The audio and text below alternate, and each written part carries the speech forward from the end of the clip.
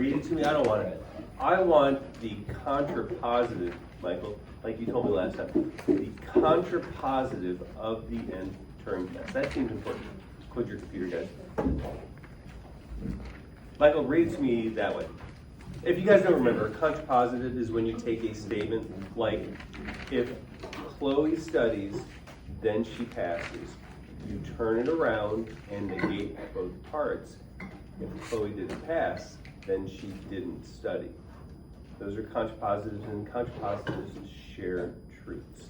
So Michael, what is the contrapositive? And listen to this, because this is how we do use it, of the nth term test. If the limit of the terms of a sequence don't converge, if the limit of the nth term of the sequence as n approaches infinity isn't 0, then the sum is diverges. The series diverge. That should completely make sense. Think about this. I have a series. I'm adding a bunch of terms of a sequence. And let's say they get small. Let's say as I go way to the right, they get closer and closer to 1. Getting kind of small. I'm adding an infinite number of numbers that are about 1. Doesn't that make sense that sum would diverge? You keep adding more and more every time. And we get bigger and bigger and bigger.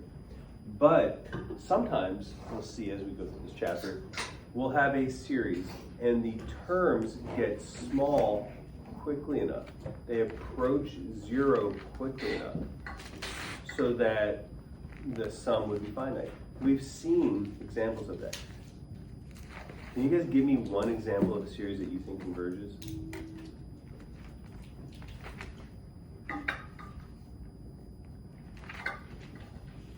It's been a while since we've been together. John, what do you think? That I think converges? Yeah. 1 over x squared. 1 over x squared. Is that geometric? That's geometric. Was that a question directed at me specifically, or just? No, it's the class. Okay. Is that geometric? It isn't, is it? What would make you think that the 1 over x squared would converge? It does, John. That was a really good guess. Because the rule, 1 over x to the p has to be greater than 1. Okay. Did we do that with summations or with integrals?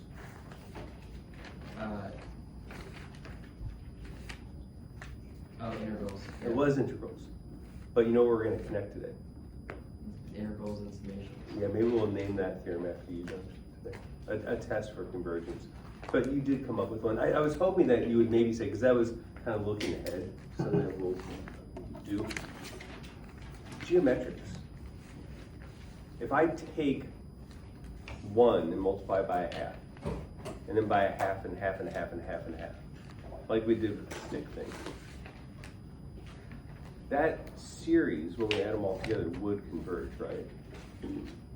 Your common ratio would be the 1/2. You're adding half of what you had the previous time each time. And we learned if your common ratio is in between 1 and -1, as long as it's not 0, a geometric series would converge. And we even had a little formula for it, and we'll need that formula. And if anybody wants, Michael came in, he knows why that formula works, and he can now teach it to you outside of class time, but we're not going to do that. Let's now continue. So the contrapositive of the nth term test says if the limit of the nth term doesn't approach 0, then there's no way that series is going to converge. So the first half of this chapter, we're going to figure out when series will converge. Second half, we figure out why we would actually care about that. Fine, so let's continue. I think this is problems 4, and I'm just going to put that as my question.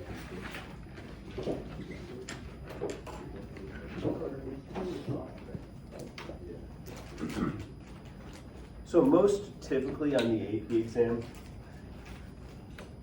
when they're asking, does this series converge, they're not just going to give you one.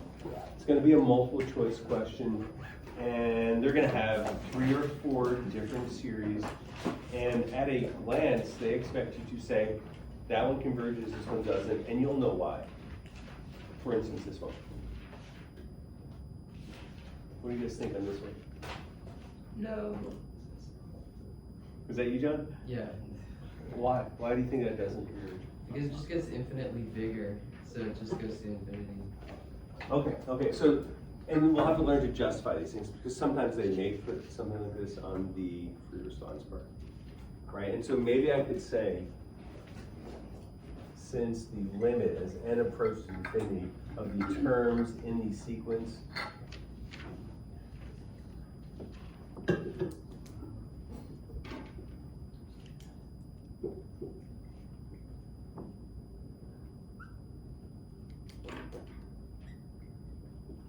since the terms don't get small, there's no chance that that series would converge. Can a sequence converge and its series not converge?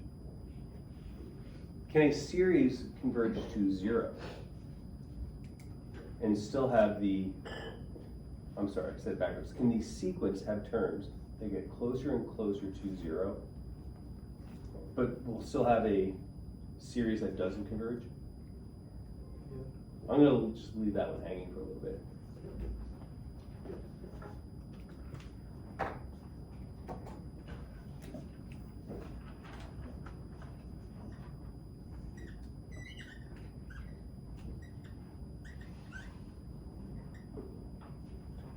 And I think I brought this up first semester with summations.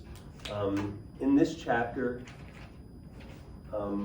most often we'll either go from n equals 0 to infinity or n equals 1 to infinity. Do you guys remember what I said? If it's not written. If it's not written, it's implied that you're starting at 1 and going to infinity. Okay, so you have a first term and so forth.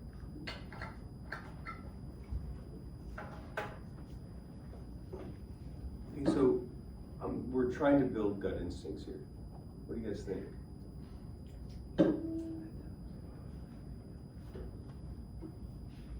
Wait, is it like 2n factorial or is it like 2 times n factorial? It's exactly as it's written. So what's the answer to Michael's question? It's 2 times then the n factorial, right? If we use parentheses, then we have the 2. What's our gut instinct on this one? Be brave. So the answer is the series converges, and you gave me the actual sum. I don't know where that came from. Was that you, Carter? Thank you for being brave, Carter. He's wrong, but I appreciate the courage. But I know where the 1/2 came from. You're thinking this, well, as we go way out to the right, are the terms even getting small?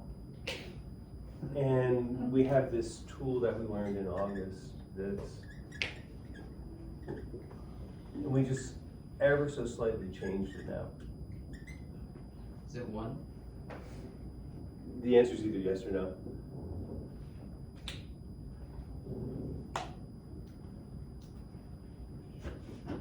Were you speaking in binary? I would take a 1 as a yes, 0 would be a no.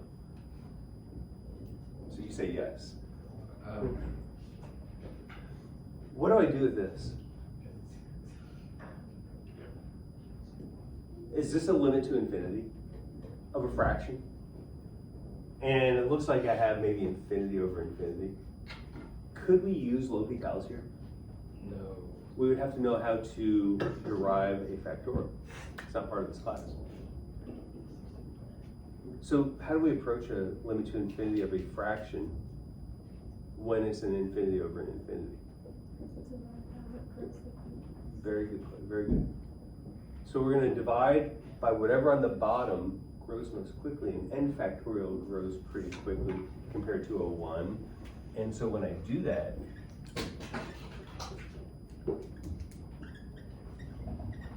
I get that. And then we get Carter's answer. Carter, you were right. Doesn't this term right here approach 0? So is 1/2 my answer? No. No, it has to be a yes or a no. So does it converge or does it diverge? What do you guys think? Just say it. I've heard a mix.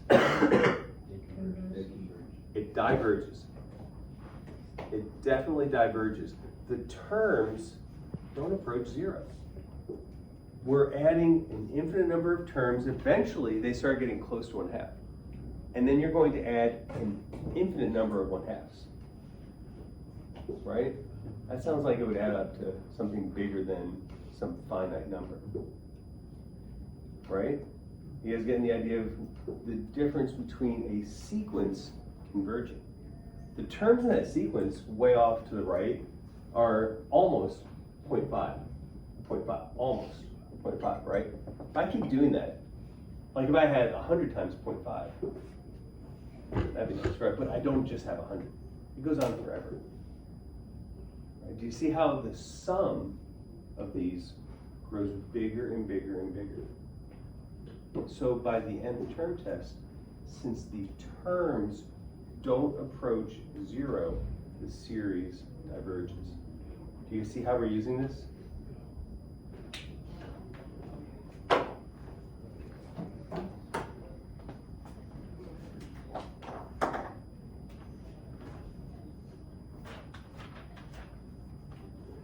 So we're definitely trying to build gut instincts.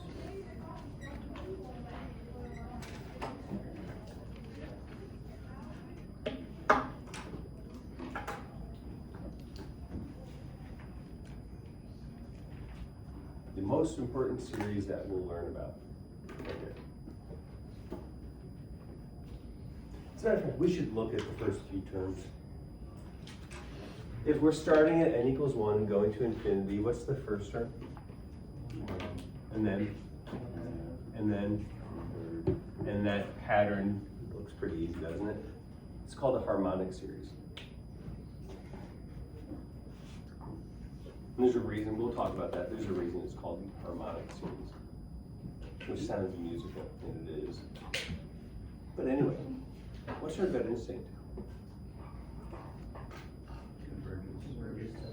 It looks like it would converge. Could you justify that? Yes. Sorry, that doesn't good though. Eventually it'll be 1 over infinity, right? Okay, So then 1 over small over big is equals 0. okay.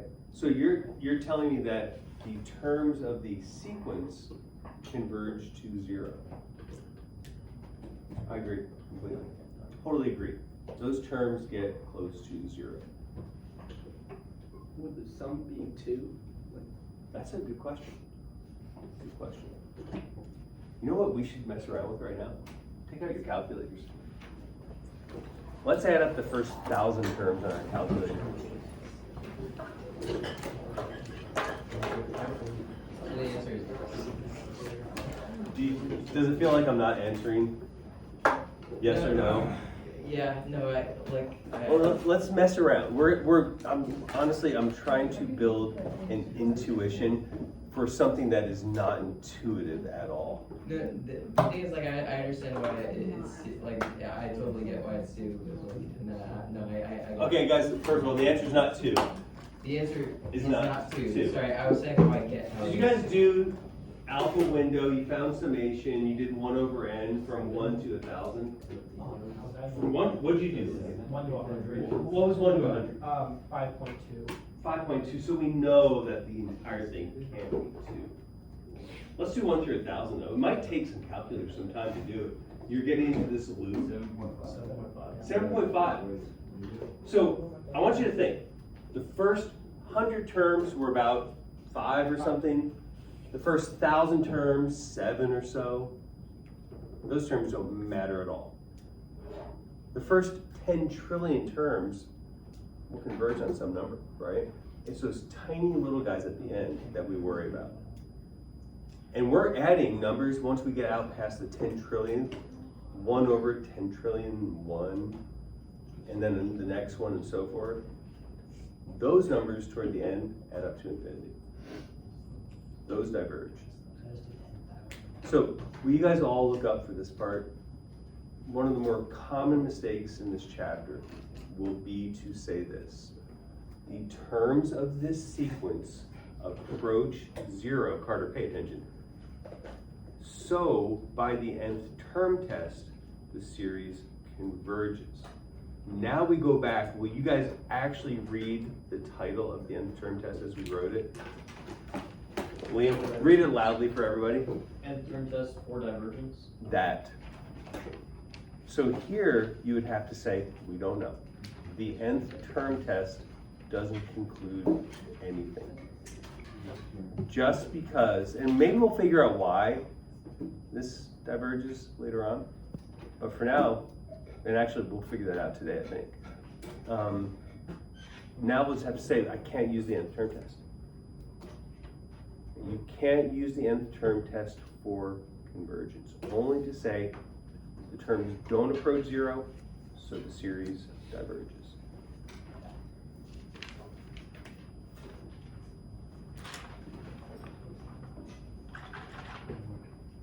I'll just put that as my answer.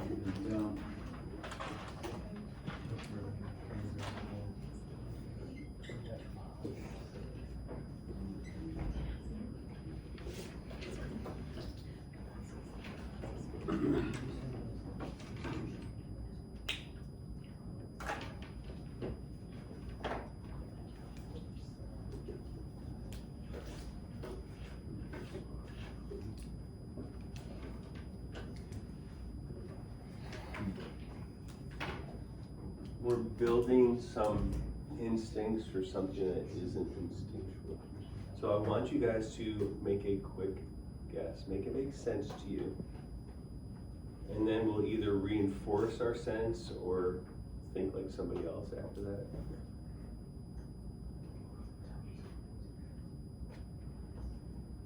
All right, what's our gut instinct? Liam, thank you for being brave. One. The answer is either yes or no. Sorry. Still yes. Let's say yes. Okay, I have a yes. Anybody want to argue with Liam? He's pretty good at calculus. Well, you saying that feels like reverse psychology, so now I'm Okay, so John says no. Does anybody want some? I'm not saying no. Does anybody want to answer 1/2 in between the 1 and the Yeah. 0? One. So I didn't give you any guidance. How would you start this? Because you're going to see novel every single time. Every single test question will be a series you've never seen before. What would you do? I just looked at the order of growth. The order of growth. Okay. So that I do want you to start thinking like that. So you're thinking this thing on the bottom grows more quickly A little bit. than on the top, just like this one right here. Right. Yeah. Right. I just realized it diverges. Okay. It diverges. It does diverge. Yeah, I was right. I was right the first time. Because of what I just said, or you had? No, because if you take the limit of that, it's 1/4, and that's greater than 0. The limit of that's 1/4. Yes. Okay. It's kind of He just stole what you were gonna say. yeah, because like the bottom one's always going to be 4 times the top one if you use 0 plus 3. I think that is starting to make a little bit of sense. Does it look like? So what's your answer again? It does diverge. Does it look like the bottom is 1 degree higher than the top? Is that sort of like this one? And maybe later on we'll have some way to compare the growth rates of different series. Should I take a limit? Should we do that? Just to see that there is work that we can show. Because maybe the nth term test will be friendly to us here. So have I said enough to make you guys think that John's right? I'm always right. What do you mean?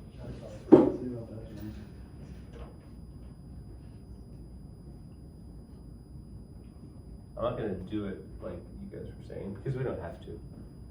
Can I split this up into 2 limits?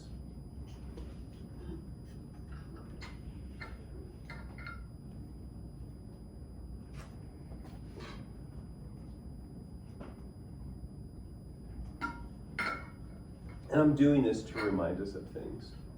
Can I evaluate a limit term by term? like I kind of just did.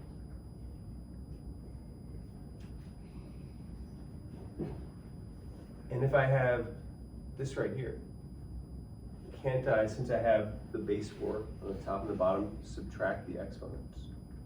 And I'll deal with this later. On this one,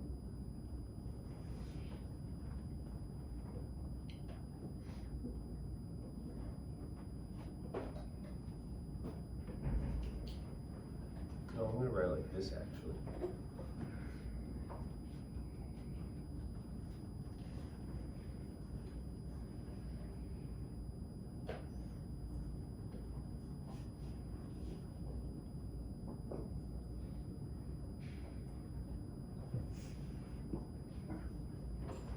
Why can't I stop here and it has everything to do with what you said, John? Sorry, what'd you say? It has everything to do with what you said. Why can't I stop here? You can stop here because, you can stop here because you already, understand that it's greater than 0. It's at least 1/4, isn't it? Yeah. And so by the nth term test, there's no way that this could converge.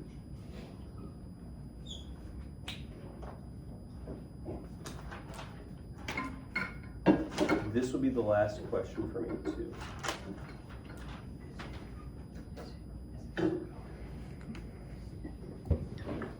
Yeah.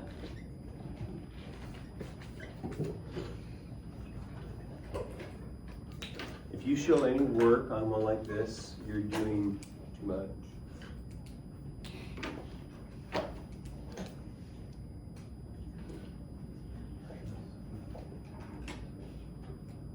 Gut instinct.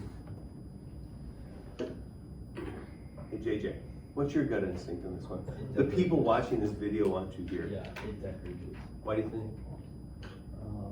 Because in factorial. Do you think they could hear this? I hope not. You know, maybe it's a bad idea for me to have everybody participating today. Speak up, JJ. I think it's going to be greater than 0 Why's that? because n factorial gets really big. Relative rates of growth, Yeah. right? We had that little hierarchy. The factorial will grow more quickly than, what kind of function do we have in the bottom? Is that a power function? That's exponential, right? We don't have x to some number, we don't have n to some number. We have some number to the nth power, so that's exponential. That grows quickly on the bottom, but the factorial outpaces it, right? So what was your answer? It diverges. It diverges by the rates of growth. That in no way is ever a justification on a free response question, but most of these will be multiple choice. All right, let's take a tiny little break. I need to get my next lesson out and then we'll start up again. You guys want to wish the people watching this good luck over the weekend?